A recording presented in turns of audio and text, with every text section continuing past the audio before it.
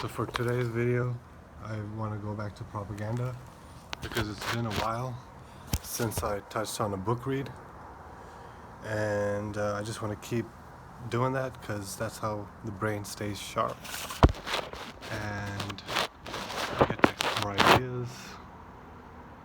And philosophy is useful because it expands the mind. It utilizes parts of the mind which we usually don't use, and helps us understand reality better too. At least helps us connect to the truth so we can have some good ideas and positive healing thoughts.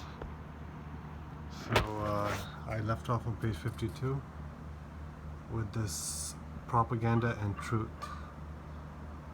I'm just going to cover the first section today. 2 pages, 52 and 53. We have not yet considered a problem, familiar but too often ignored. The relationship between propaganda and truth, between propaganda and accuracy of facts. We shall speak henceforth of accuracy or reality, and not of truth, which is an inappropriate term here. So he's comparing propaganda and accuracy of facts or reality, and not truth, which has a deeper meaning.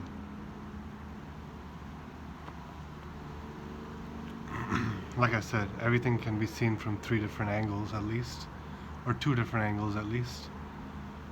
So therefore the truth is the middle path, the third a perspective.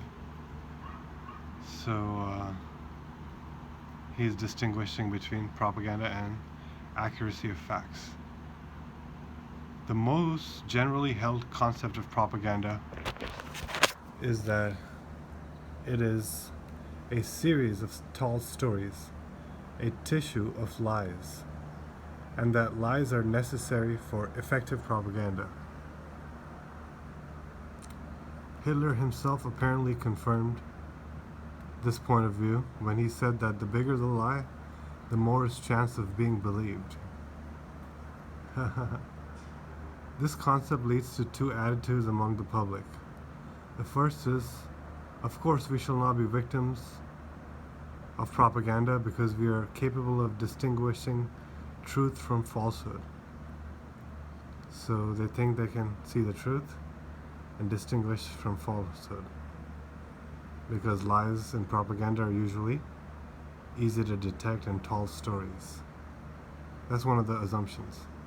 Anyone holding that conviction is extremely susceptible to propaganda, because when propaganda does tell the truth, he is then convinced that it is no longer propaganda. Moreover, his self-confidence makes him all the more vulnerable to attacks of which he is unaware. So I remember when I was doing conspiracy theory first time, I used to always be like, I hope I can just find the right channel or the right speaker in this topic, because I don't want to be trapped into that propaganda department.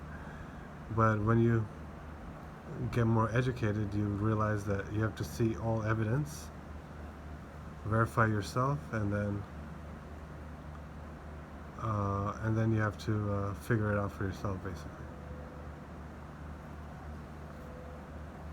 Not believe in truth and falsehood when it's coming from an external authority figure. And the second attitude, which the public believes because of this understanding of their propaganda, is that we believe nothing that the enemy says because everything he says is necessarily untrue. So this is the attitude of the people who kicked me out, I guess.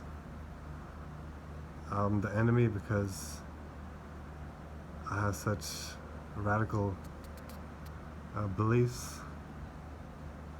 So everything I say has no value now. because it must be necessarily untrue because I'm the enemy. But that's what people think. It's like they won't listen to North Korean news because if it was translated, because they'll think that that's the enemy propaganda, and those are all lies. But the best propaganda is mostly true and has a little bit of lie in there. That's the common understanding from my study of conspiracy theory. So you just have to learn how to be better educated and think better and discern between truth and falsehood with your thinking skills, your intellectual skills. So the second attitude was enemy is just everything is untrue. But if the enemy can demonstrate that he has told the truth, a sudden turn in his favor will result. Much of the success of communist propaganda in 45 to 48 stemmed from the fact that as long as the communism was presented as the enemy, both the Balkans and the West, everything the Soviet Union said about its economic progress or its military strength was declared false. Wow. So yeah, they just discount everything that is a inconvenient truth by saying that it's the enemy propaganda. That's a good point right there. But after 43, the visible military and economic strength of the Soviet Union led to a complete turnabout.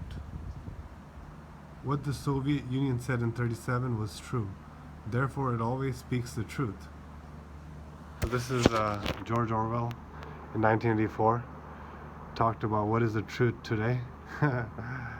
So who is Oceania at war with today? It could be different, but we have to believe that it was always the truth. So they went from believing that it was all lies to it was all the truth. Because that's how the masses think. They believe in authority figures, and therefore they think that they can distinguish between truth and falsehood, and everything the opposite side says is untrue.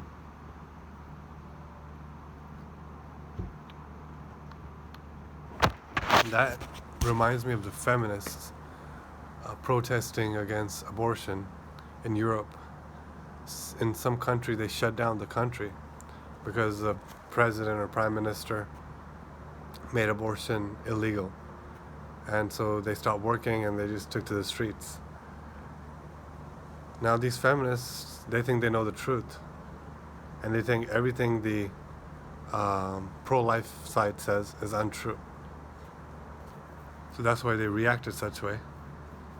You can't tell them that they're murdering an innocent child. And these kind of abortion increases promiscuity, which is not good for the stability of the society and its progress and its accumulation of resources and so forth.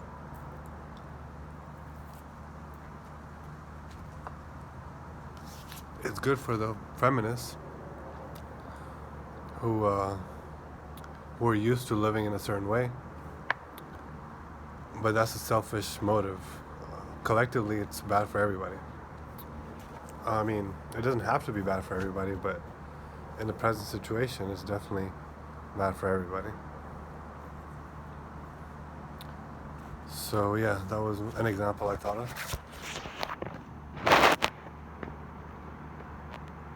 of how propaganda works on the masses. The idea that propaganda consists of lies, which makes it harmless and even a little ridiculous in the eyes of the public, is still maintained by some specialists. But it is certainly not so. For a long time, propagandists have recognized that lying must be avoided.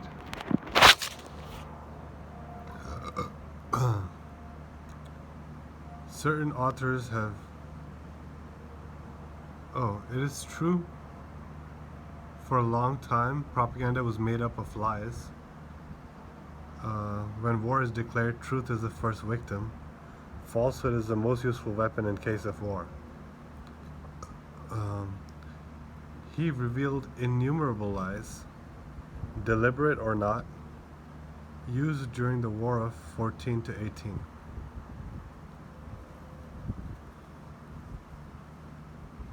Today, too, the propagandist may be a liar. He may invent stories about his adversaries, falsify statistics, create news, and so on. The public, however, is firmly convinced that such is always the case in propaganda, that propaganda is never true. So that's the thing. That's what a lot of MGTOW guys realized talking to these females is that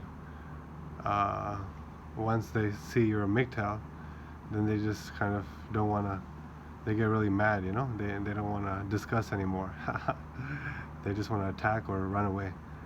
And it's like a criminal that's been caught, you know, or an animal that sees a predator. They they actually believe, which is a narcissistic trait, I think, that because they don't like you as a person, because of your opinions and beliefs, everything you say is untrue, because you couldn't know the truth. You're just a propagandist, or you're just a victim of propaganda, which is, according to them, all untrue, you know? They don't get that every issue has 2 sides or 3 sides. The whole picture. That's solipsistic thinking. So, in propaganda, truth pays off. This formula has been increasingly accepted. Lenin proclaimed it. And alongside Hitler's statement on lying, one must place Goebbels' insistence that facts to be disseminated must be accurate.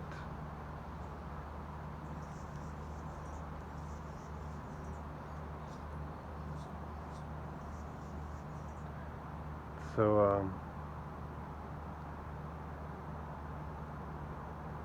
although Hitler talked about lying, Goebbels was all about accuracy of facts.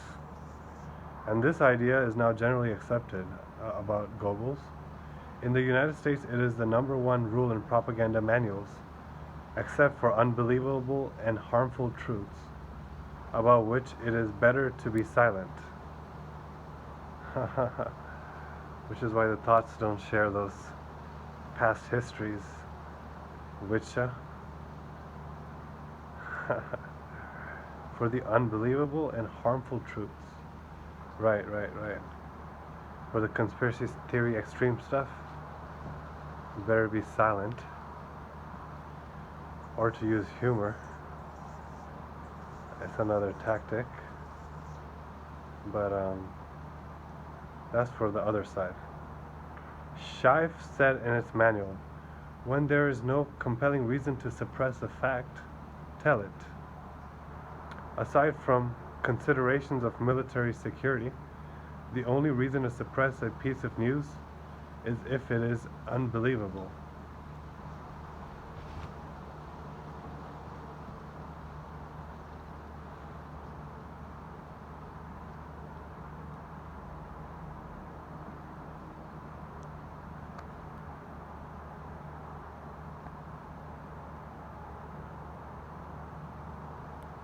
When the listener catches you in a lie, your power diminishes.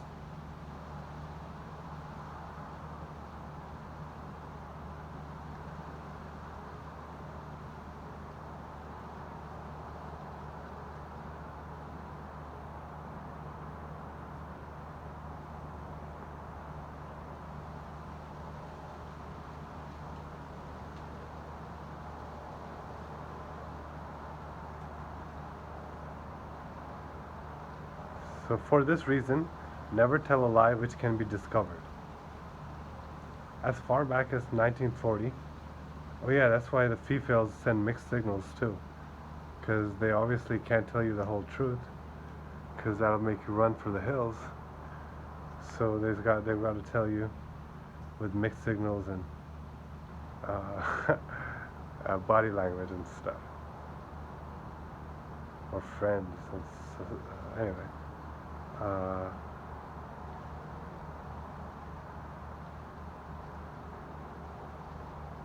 So the American Psychological Services had orders to tell the truth, and in the communist bloc we found exactly the same attitude. Mao had been very careful to state the fact exactly, including bad news, because as you see in YouTube, what I notice in YouTube comments is when people are communicating ideas to each other, there's a lot of argument going on, and it's usually really immature kind of arguments where somebody will not like opinion of somebody else, and they'll take something in the writing, in the grammar or just in the fact itself, which might not have been written in the best way, and twisting that out, So that's what they said. The propagandist's power decreases when they don't say the facts exactly, including bad news. On the basis of Lenin's theory of information, it is incorrect that the dissemination of false news does not create problems. French propagandists also have discovered, oh wow, that reminds me of like reefer madness, how there was a era in the 20s or 30s where sensational orange journalism was very popular, where people would claim all kinds of weird extreme stuff about people just to make, kind of like Alex Jones does, get really extreme with the criticism and stuff, and create like an emotional response. And that's kind of similar to today, because this is when the sex and drugs are being let loose. Is that kind of society. So it's like in the 20s, same thing now, where there's a lot of distortion of facts going on, and people are believing in falsehoods a lot.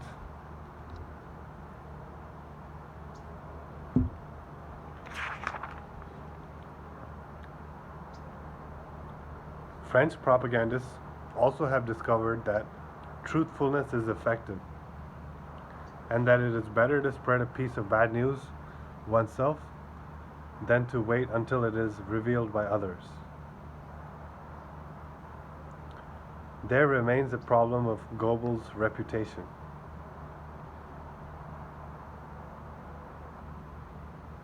He wore the title of Big Liar, bestowed by the Anglo-Saxon propaganda, and yet he never stopped battling for propaganda to be as accurate as possible. This shows you how Americans are the real liars and the British. As the red man said, the American Indian said, the white man always speaks with a forked tongue. So you can't take them for face value, which is what caused me to flip out at Toastmasters too, because I realized that I was taking everything for face value too much. And I felt offended that I wasn't given the whole story, which is kind of impossible in that situation, social situation. So I guess you live and learn. Yet he never stopped battling for propaganda. Okay. He preferred being cynical and brutal to being caught in a lie. That sounds like me now. I'd rather be cynical and brutal than be a liar, one of them fucking sheeple. He used to say everything must know what the situation is. Everybody must know what the situation is. So he was a real genuine guy. Running mind control on the most brutal, savage masses. He was always the first to announce disastrous events or difficult situations without hiding anything. The result was a general belief between 1939 and 1942 that German communiques not only were more concise, clear, and less cluttered, but more truthful than Allied communiques. And that's true. The people who are running the world now, compared with the axis of evil, they're a bunch of fucking liars and hypocrites. That's for sure. Because Hitler had a Hindu religious symbol in there. I don't think the American flag is any religious symbol.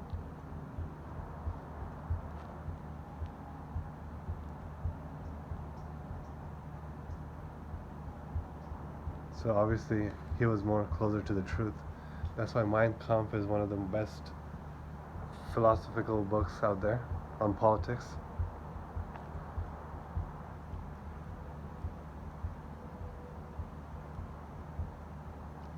And furthermore, that the Germans published all the news 2 or 3 days before the Allies. All this is so true that pinning the title of Big Liar on Goebbels must be considered quite a propaganda success.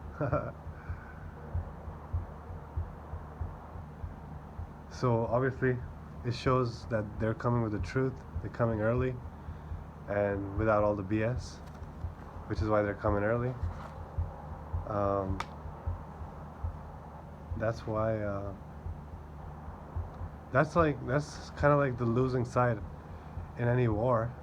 They usually have the solutions and the truth.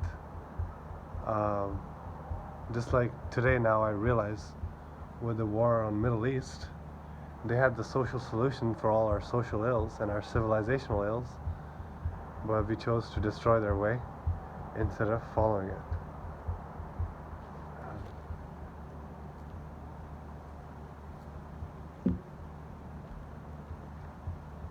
And now we're crying about reaping the consequences, but we're still not changing the action which caused all these results.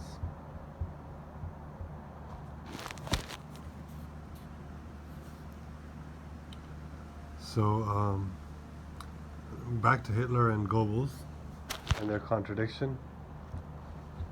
It seems that in propaganda we must make a radical distinction between a fact on the one hand and intentions or interpretations on the other.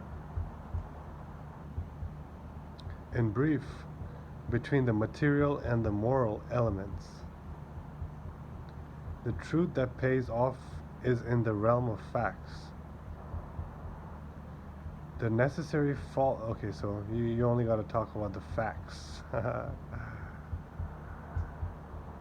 Man, I got insulted at my last table topic speech for sharing opinions. But they weren't opinions, they were solutions after my years of fucking deliberations. in a contrast to what my old opinions and everybody else's opinions are usually, which is just what they kind of subconsciously absorb going through life. But anyway, that bitch was a propagandist expert. So she knew about the distinction between the material and the moral elements. So she could jab me very well. The truth that pays off is in the realm of facts. Necessary falsehoods, which also pay off, are in the realm of intentions and interpretations. So they use the intentions and interpretations in their propaganda, obviously. But when you pose your own interpretations, then they're quick to use their Farsi forked tongue to diss you for it.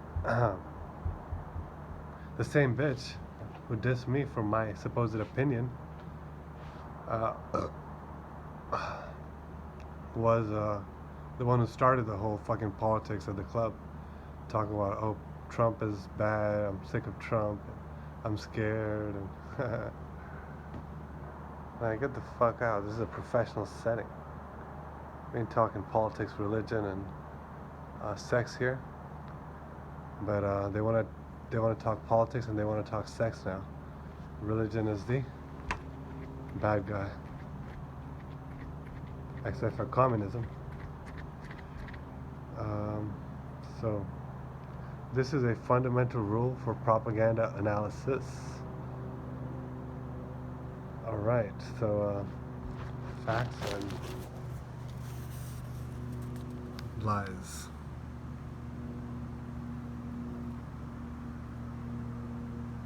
So they always distinguish between the material and the moral elements, and the only necessary falsehoods that they use are in the realm of intentions and interpretations. So same with the war in the Middle East. We have no understanding of their religion, yet we were told that they were bad guys with bad intentions. And even the actions of the war, they were all interpretations. Because if you look at the facts, which unfortunately people didn't want to do because of all the emotionalism, if you looked at the facts, then you would see that the 9/11 incident itself had nothing to do with Afghanistan. In fact, it had to do with Saudis and Bush. So why are those two groups attacking the Afghanis? So we were given the propaganda interpretations that were false and false intentions.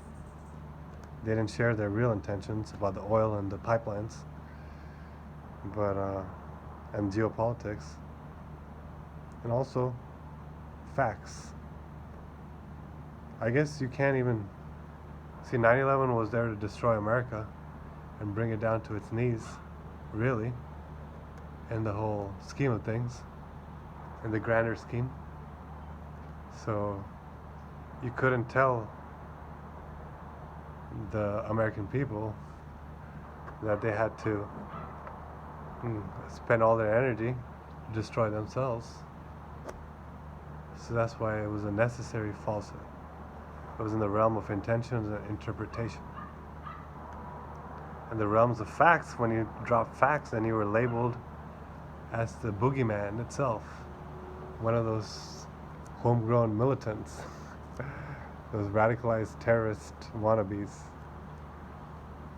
soon-to-be terrorists, soon-to-be mass shooters, who are dropping facts about conspiracy theories and bad subjects, negative topics.